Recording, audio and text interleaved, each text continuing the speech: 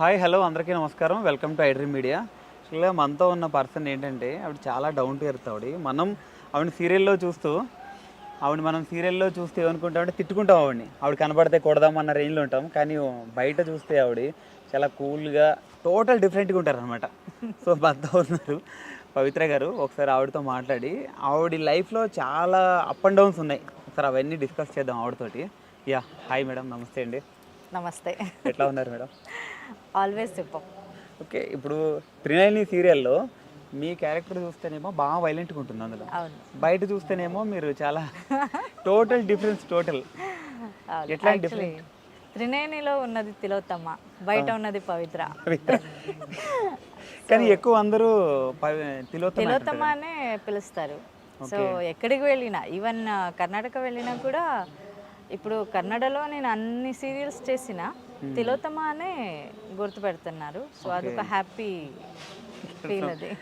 So మీ లైఫ్లో చూసుకుంటే madam, మీరు చాలా స్ట్రగుల్ అయ్యి వచ్చారు చాలా. అంటే మీరు హౌస్ కీపింగ్ దగ్గర నుంచి సో అట్లా సేల్స్ అవన్నీ చూసుకుంటూ ఇప్పుడు ఈ స్టేజ్కి వచ్చారు. సార్ అవన్నీ చూస్తుంటే ఏమనిపిస్తుంది ఒకసారి బ్యాంక్ కొంత? నాకేం అది పెద్దగా కనిపించట్లేదు. ఎందుకంటే మన ఇండస్ట్రీలో నాకన్నా ఎక్కువ కష్టపడిన వాళ్ళు చాలామంది ఉన్నారు. సో ఇంకా కష్టపడుతూనే ఉన్నారు కూడా. సో అవన్నీ చూస్తుంటే నాదేం పెద్దగా అనిపించట్లేదు. అండ్ వన్ మోర్ థింగ్, నేను కొంచెం చాలా పాజిటివ్గా ఆలోచిస్తా. అంటే ఏది ఎలా వచ్చినా, ఏ ప్రాబ్లం ఎలా వచ్చినా దాన్ని కొంచెం ఆలోచించి అది ఎలా సాల్వ్ చేయాలో అలా ఆ రూట్లో వెళ్తాను. కాబట్టి నాకేం అంత పెద్దగా ఏం అనిపించదు. ఈరోజు 1,00,000 ఉన్నా, రేపు ₹1 లేకపోయినా కూడా నేనేం కుగ్గను. ఓకే ఫైన్, ఈరోజు లేదు, రేపు వస్తుందిలే, అలా ఉంటా. సో అందుకే మేబీ ఇలా ఉన్నాను అనుకుంటా. ఇంట్లో ఫుల్ సపోర్టా మేడం? సపోర్ట్ అంటే ఇప్పుడు ఇంట్లో నేనే అన్ని డిసిషన్ నాదే కాబట్టి సో ఎవరు ఏమీ ఇది లేదు. సో అంటే నేనేం స్టెప్ తీసుకున్నా కూడా అది కరెక్ట్గానే ఉంటుంది అనే ఒక ఒపీనియన్లో వాళ్ళు ఉంటారు. ఓకే, అంటే స్టార్టింగ్ మీరు ఇట్లా ఇండస్ట్రీకి వస్తా అన్నప్పుడు వాళ్ళ రియాక్షన్ ఏంటి? ఇంట్లో వాళ్ళ రియాక్షన్ అంటే అప్పుడు మన పరిస్థితి ఎలా ఉంది అంటే 2 times ఫుడ్ దొరికితే చాలు అన్నట్టు ఉంది పరిస్థితి. కాబట్టి సో ఓకే, ఏదో ఒక పని దొరికింది, పని చేస్తుంది అంతే తప్ప ఇంకేం అది నేను కూడా ఎప్పుడు అనుకోలేదు నేను ఒక ఇండస్ట్రీకి వెళ్తాను, నేను ఇలా అవుతాను, ఎప్పుడు నేను అనుకోలేదు. అండ్ కొంతమంది అనుకుంటారు కదా అనే డ్రీమ్, అది అలాంటివి ఏమీ లేదు. ఫుడ్ కోసం వచ్చా, అది ఎలా తీసుకొచ్చిందో అలా వచ్చేసాను. సో ఇక్కడి వరకు వచ్చాను. అవునవును, డైరెక్షన్ డిపార్ట్మెంట్ నుంచే వచ్చా. ఇప్పుడు కూడా నాకు డైరెక్షన్ అంటేనే చాలా ఇష్టం. ఓకే, నెక్స్ట్ అయితే తొందరలో మిమ్మల్ని డైరెక్టర్గా చూడొచ్చు. అవునవును, ఇప్పుడు యాక్చువల్లీ స్టార్ట్ చేసుకున్నాను, సాంగ్స్ డైరెక్షన్ చేయడానికి స్టార్ట్ చేసుకున్నాను. చిన్నది స్మాల్ నుంచి పెద్దగా వెళ్ళాలి అన్నది నా ఇది. సో స్మాల్గా స్టార్ట్ చేశాను అన్నమాట. మీకు ఇండస్ట్రీలో ఇన్స్పిరేషన్ అంటే ఎవరు చెప్తారు? నాకు నేనే ఇన్స్పిరేషన్. బికాజ్ ఎందుకంటే ఇప్పుడు ఒకరిని చూసి నేను నేర్చుకున్నాను అనడానికి నాకేం లేదు. నా లైఫ్లో వస్తున్న నా ఎక్స్పీరియన్స్, నేను ఎక్కడికి వెళ్ళినా అక్కడ పరిచయం అయ్యే జనాలు, వాళ్ళ వల్ల నాకు వచ్చే ఎక్స్పీరియన్స్ ఇవి చూసి నేను నేర్చుకుంటున్నాను. అండ్ ఒక ఈవెన్ ఇండస్ట్రీలో కూడా అది ఒక ఎక్స్పీరియన్స్గా తీసుకుంటున్నాను తప్ప నేను ఒకరిని చూసి నేను నేర్చుకుంటున్నాను అనేది ఏమీ లేదు. ఇప్పుడు యాక్టింగ్ కూడా నేను డే 1 నేను ఫస్ట్ సీరియల్ నేను ఏం చేశానో దాంట్లో నాకు యాక్టింగే రాదు, అస్సలు రాదు. డైరెక్టర్ తిట్టారు, నేను తిట్టించుకున్నాను. సో అలా లేదు నేను చెయ్యాలి, నాకు నేనే ఏ క్లాస్కి వెళ్ళలేదు ఏం లేదు, నాకు నేనే మిర్రర్ ముందే నిలబడి యాక్టింగ్ నేర్చుకున్నాను. సో ఇలా నాకు నేనే అని చెప్పుకుంటాను. ఇప్పుడు మీరేమో షూట్కి ఇక్కడికి వచ్చి ఉంటున్నారు, పిల్లలిద్దరు ఇప్పుడు పెద్దవాళ్ళు అయ్యారు, వాళ్ళని వాళ్ళు చూసుకుంటారు. ఇప్పటి వరకు అమ్మ నాన్న చూసుకున్నారు, వాళ్ళ సపోర్ట్ ఉంది నాకు. సో ఇప్పుడు వాళ్ళని వాళ్ళే చూసుకుంటున్నారు. కాబట్టి నాకేం ఇప్పుడు వాళ్ళు చిన్నప్పటి నుంచి నాకేం అంత భారంగా ఫీల్ అవ్వలేదు. ఎందుకంటే నా అమ్మ నాన్న ఉన్నారు, వాళ్ళు చూసుకున్నారు. సో ఇప్పుడు అంటే పిల్లలకి మీరు పడిన కష్టం అది తెలుసు కాబట్టి పిల్లలకి నేనంటే ఏంటి అండ్ లైఫ్ అంటే ఏంటి అనేది నన్ను చూసి పిల్లలు నేర్చుకున్నారు. లైఫ్లో ఎలా ఉండాలి, ఎవరితో ఎలా ఉండాలి అనేది పిల్లలు నన్ను చూసి నేర్చుకున్నారు. ఇప్పుడు అంటే మీ మదర్ గారు అమ్మ అంటే అందరికీ ఒక ఇన్స్పిరేషన్, ఒక ఎమోషన్. అవునవును. సో మీ అమ్మగారి నుంచి మీరు ఏం నేర్చుకున్నారు పిల్లలకి?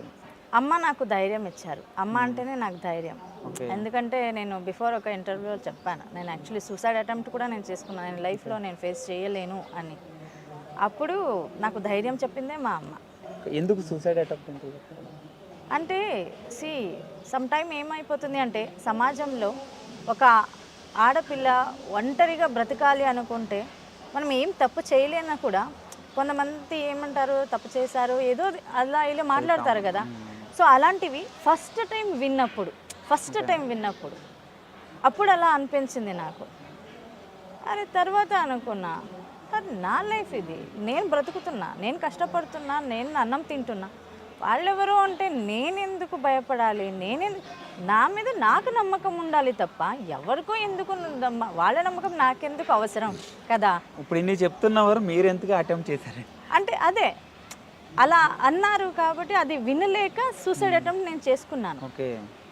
సూసైడ్ అటెంప్ట్ చేసుకున్నాను ఎందుకంటే ఆ ధైర్యం అప్పుడు లేదు నాకు. ఓకే. అప్పుడు అమ్మ నాకు ధైర్యం చెప్పింది. ఓకే. అమ్మ ఒక ధైర్యం. అమ్మ ఒక ధైర్యం. పిల్లలకి మీరు ఏం చెప్తారు? నా పిల్లలకి ఒక అమ్మగా ఒక పిల్లలకి మీరు ఏం చెప్తారు? మంచిగా ఉండాలి. ఎవరైనా కష్టం అని మీ దగ్గరికి వస్తే మీ చేతిలో ఎంత అవుతుందో అంత హెల్ప్ చేయండి, అది డబల్ మీకు రిటర్న్ వచ్చేస్తుంది, తిరిగి వస్తుంది. అది నేను పిల్లలకి నేర్పించింది అయితే ఇదే. వాళ్ళు ఫ్రీడంలో వాళ్ళు ఉంటారు, వాళ్ళు డిసిషన్ వాళ్ళే తీసుకుంటారు. అంటే ఆ డిసిషన్ కరెక్టా రాంగా అనేది నన్ను అడుగుతారు. అది కరెక్ట్ అంటే కరెక్ట్, రాంగ్ అంటే రాంగ్. సో పిల్లలకి ఫ్రీడమ్ ఇవ్వాలి, కానీ మొత్తం ఫ్రీడమ్ ఇవ్వడం కూడా తప్పే. కానీ ఎంతవరకు ఇవ్వాలో అంతవరకు ఇవ్వాలి. వాళ్ళని మీరు ఇలా ఉండాలి అని చెప్పడం వరకు అంతే. నేను అలా ఉంటానా లేదా అనేది వాళ్ళది. మీ లైఫ్ ఒకసారి వెనక్కి తిరిగి చూసుకుంటే మేడం, మీ లైఫ్లో మీకు ఏది ఈజీగా రాలేదు. అవును, అన్నీ మీరు కష్టపడే తెచ్చుకున్నారు అన్నీ. సో ఆ స్ట్రగుల్స్ అవి చూస్తుంటే చాలా ప్రౌడ్గా ఫీల్ అవుతాను నేను చాలా. ఎందుకంటే ఏ సపోర్ట్ లేకుండా నన్ను నేను నమ్ముకొని నేను ఇక్కడి వరకు నేను వచ్చాను అనేది నా అచీవ్మెంట్. ఓకే. అంటే ఒకానొక టైంలో తెలుగు నాకు మాట్లాడడం రాదు, తెలుగు అర్థం అవ్వట్లేదు అని వెనక్కి వెళ్ళిపోయింది మీరు. ఇప్పుడు ఇంతమంది తెలుగు ప్రజలతోటి శభాష్ అనిపించుకుంటున్నారు మీరు మీ యాక్టింగ్తో. అది నిజంగా అదైతే నాకు ఆ రోజులు ఇప్పుడు గుర్తుకొచ్చిన నాకు నవ్వు వస్తుంది. ఇలాగే ఫస్ట్ సీరియల్ కూడా నేను అన్నపూర్ణ సీరియల్లే, నిన్న Pelladata. Early morning 3 o'clock shooting జరుగుతుంది. నా వల్ల కాదు, నన్ను వదిలేయండు అని నేను. సో నిజంగా ఆ రోజుకి ఈ రోజుకి చాలా చాలా చేంజెస్ అయిపోయింది నాలో. చాలా చేంజెస్. ఇప్పుడు నేను తెలుగులోనే సాంగ్స్ చేస్తున్నా, తెలుగు మాట్లాడడం రాదని భయపడి తెలుగు రాస్తున్నా, తెలుగు చదువుతున్నా. అంటే అదొక ఛాలెంజ్గా నేను తీసుకున్నా. ఎందుకంటే ఆ రోజు ఒక 3-4 ఆర్టిస్టు నా ముందే మాట్లాడారు కాబట్టి, ఆ మాట నేను విన్నాను కాబట్టి, సో అప్పటి నుంచి నేను ఛాలెంజ్గా తీసుకున్నా. అది వితౌట్ ప్రాంప్టింగ్ కూడా నేను డైలాగ్ చెప్తాను. సూపర్. నేను చూసాను. నువ్వు ఒక సాంగ్ ఏమన్నా మా అభిమానుల గురించి, మీ అభిమానుల గురించి ఒక పాట ఏమన్నా పాడతారా? నేనా అభిమానులు అవుతారా ఏమని అనుకుంటే? లేదు పర్లేదు, పాడండి. అందరు మీలో ఉన్న ఈ టాలెంట్ కూడా జనాలకు తెలుస్తుంది. అయ్యో టాలెంట్ అని ఏం లేదు. అప్పుడు అంటే ఒక టైంలో నాకు తెలుగు రాదు అని భయపడింది మీరు, ఇప్పుడు పాటలు కూడా పాడి స్టేజ్కి వచ్చారు. ఇప్పుడు అవును, ఒక ప్రౌడ్ మూమెంట్ కదా. నాకు అంతఃపురం సాంగ్ చాలా ఇష్టం, సౌందర్య నా ఫేవరెట్. Okay, super. సో అసలేం గుర్తుకు రాదు నా కళ్ళల ముందు నువ్వు ఉన్నగా, అసలేం తోచదు నాకు ఓ నిమిషం కూడా నిన్ను చూడక, నీలో ఉందే నా ప్రాణం అది నీకు తెలుసునా, పున్నా నేను నీ కోసం. Thank you. సూపర్. అంటే మామూలుగా పాడడం వేరే, ఫీల్ అవుతూ పాడడం వేరే. ఆర్టిస్ట్ కాబట్టి ఆ ఫీల్డ్లో ఒకరు ఉంటారు కాబట్టి. ఓకే. మీ లైఫ్లో ఒక మర్చిపోలేని బ్యాడ్ మూమెంట్ అంటే ఏం చెప్తారు? చాలా ఉన్నాయి అలాంటి మర్చిపోలేని. అంటే ఇప్పుడు కూడా ఆ గుర్తొస్తుంటే కొంచెం ఉలిక్కి పడతాం. సంథింగ్ మర్చిపోలేని బ్యాడ్ ఇన్సిడెంట్ ఉంది. అంటే నా పిల్లలు ఇంకా చిన్న పిల్లలు, నేను అప్పుడు గార్మెంట్స్ మీకు ఐడియా ఉంది అనుకో, గార్మెంట్స్కి పని చేస్తున్నాను అనమాట గార్మెంట్స్లో. అప్పుడు నేను పని ఫినిష్ చేసుకొని ఇంటికి వచ్చినప్పుడు అప్పుడు ఫుడ్కి కూడా చాలా కష్టం. అమ్మ నాన్న ఇద్దరు పిల్లలు, చిన్న చిన్న పిల్లలు ఇంకా. సో వాళ్ళకి పక్కింట్లో పిల్లలు ఫ్రూట్స్ తింటున్నారు. అప్పుడు పిల్లలు అది చూస్తూ నిలబడ్డారు. అప్పుడు ఆ పిల్లలు అమ్మమ్మ ఉంటారు కదా, కొట్టేశారు నా పాపని.